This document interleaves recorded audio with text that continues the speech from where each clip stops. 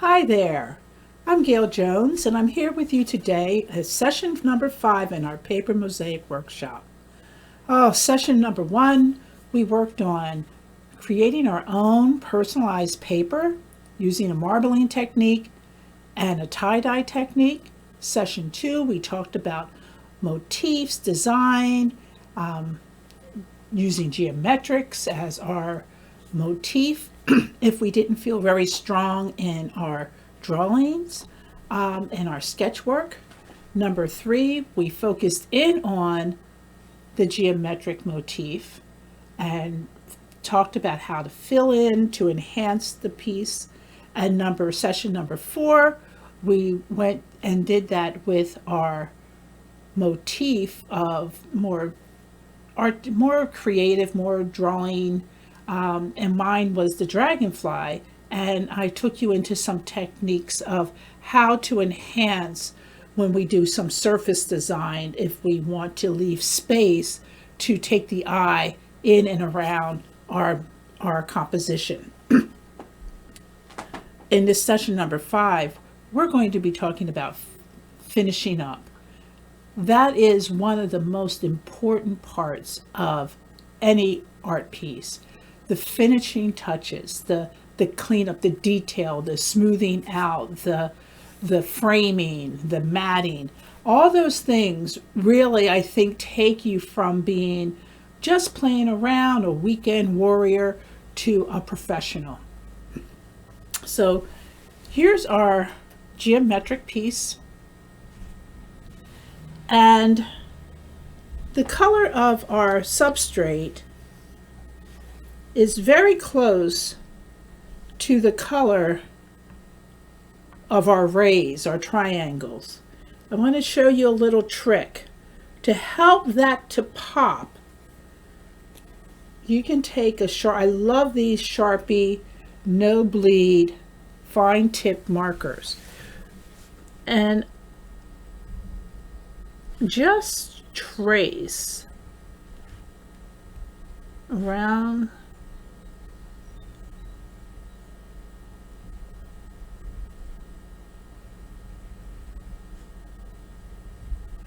and it really helps it to pop out. And I did that already around the other 8 points.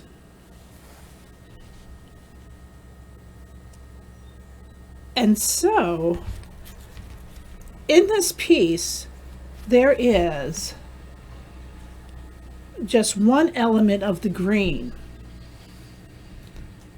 And I thought, I would really like to make that pop a little bit. So I used scissors. I didn't rip. I used scissors, and I'm going to just make a small little frame. And I am going to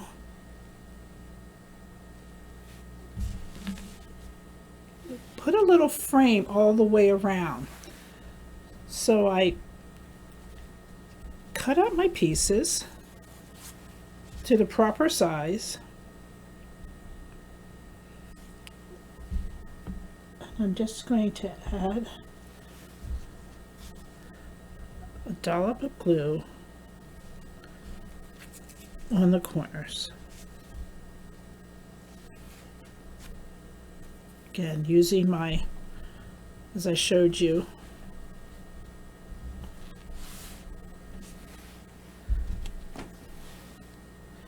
and yes, before production, I measured and cut so that you didn't have to see me do that.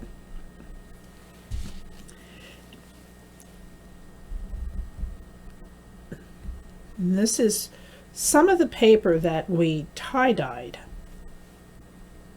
Has that nice organic feel.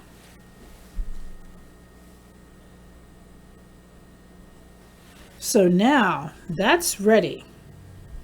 But before I lay it down and glue it and adhere it to this substrate, there's some overflow here. You can see that there.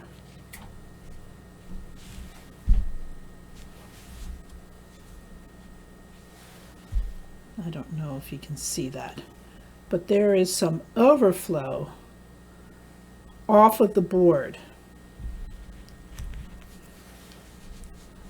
And take my scissors and give it a haircut.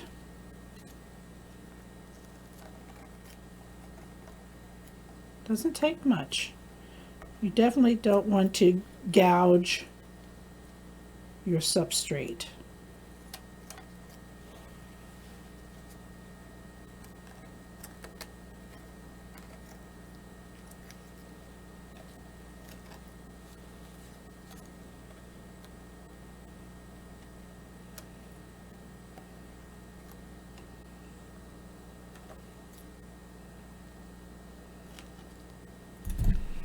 Okay.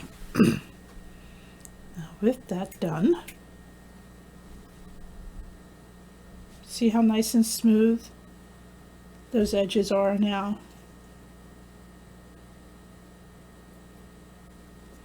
I'm going to flip it over.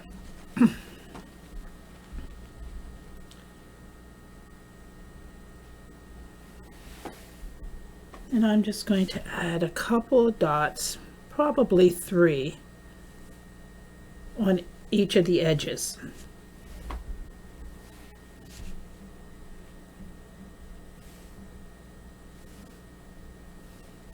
Little dab of do ya. Uh-oh, don't you dare. There we go. And I am going to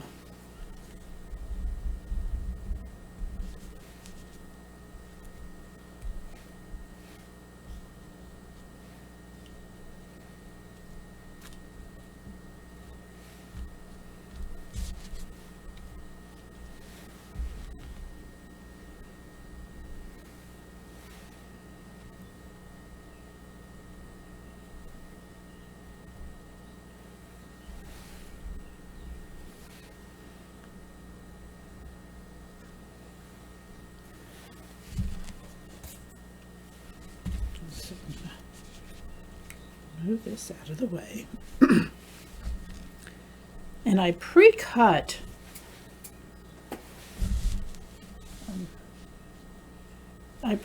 another piece of mat board, a little larger than our project piece.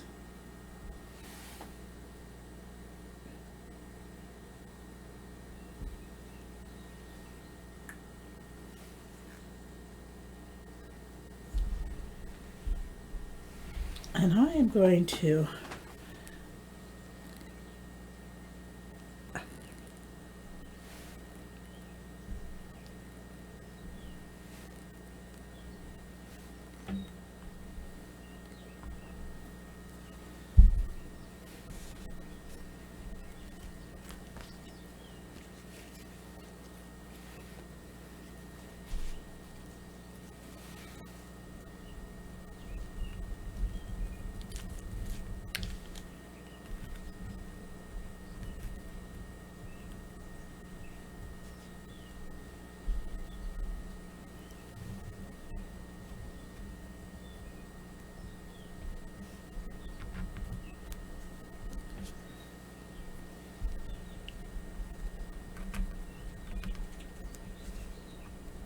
place my piece on there.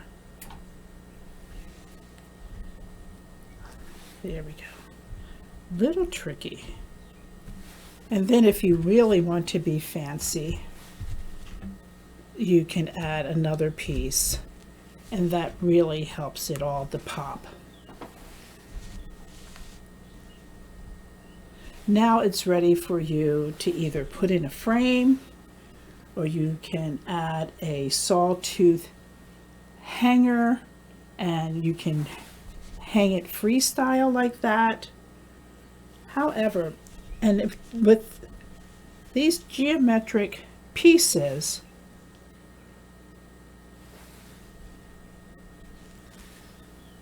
I believe they work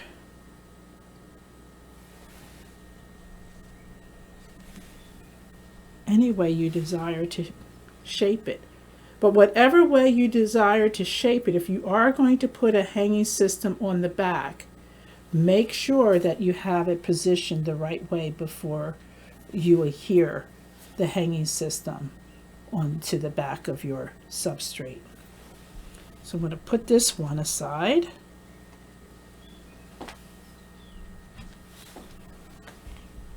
And bring out this one here. Now, just like the other one, this one has more overhang than the geometric piece, and I'm not sure if that shows it better.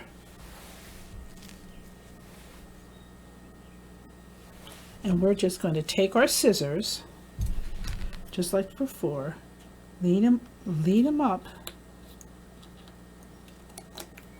and snip away to get a very nice straight edge.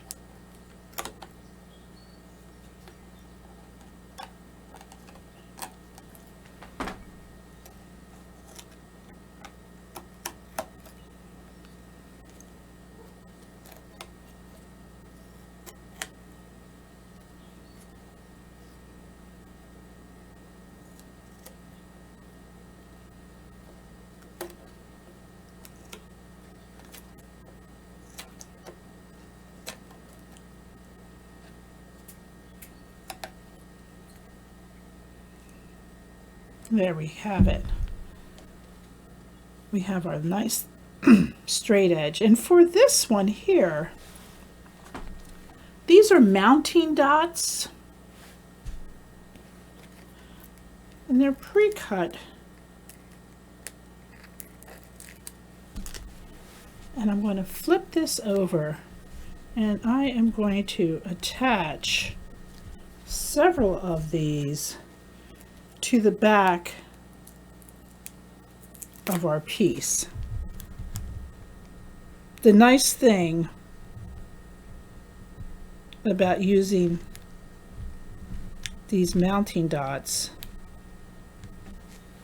a little tricky to get off, is that they'll leave space when you mount something down, and it gives it a dimension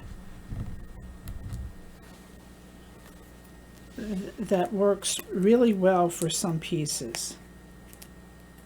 I believe this is a scrapbook supply, and you can find it in the scrapbook department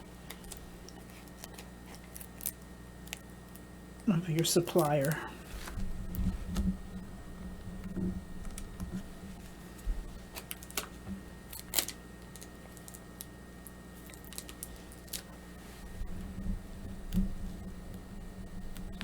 And then one more up top just to be secure. There we go.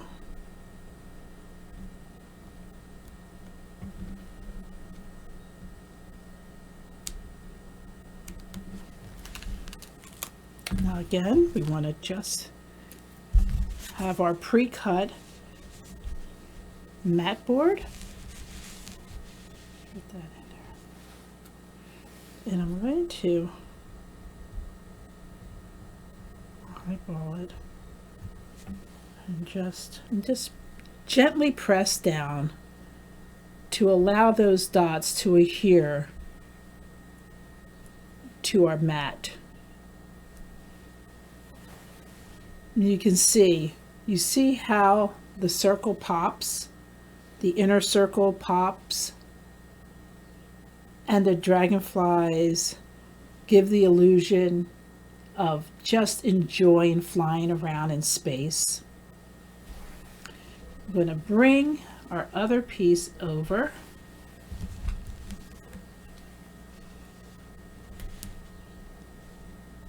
And our time together, I think, has been very productive. I want to answer some questions that you might have. You can work as large as you like. If you're very meticulous, you might even want to work smaller than what we have in our presentation. If you want to work large, my suggestion is that you use larger pieces of the tessera. Anything that you want to focus in on, you might want to make the pieces a bit smaller, and then that way that the tessera will allow the eyes to do what the eyes do. Stretch out and be wide framed, or to zoom in like our cameras do when they're zooming in on an object, as like we can see very much here. Our eyes want to zoom in to this center dragonfly because the tessera is smaller, there's a color enhancement around it, and we're just exaggerating that color enhancement, while these other two buddies are just flying on. This is the one we want to put our attention to. If there's any question at all that you have, you can go to my website, gailjonesart.com, and just email me, and I'll be very happy to respond back to you and to answer those questions for you.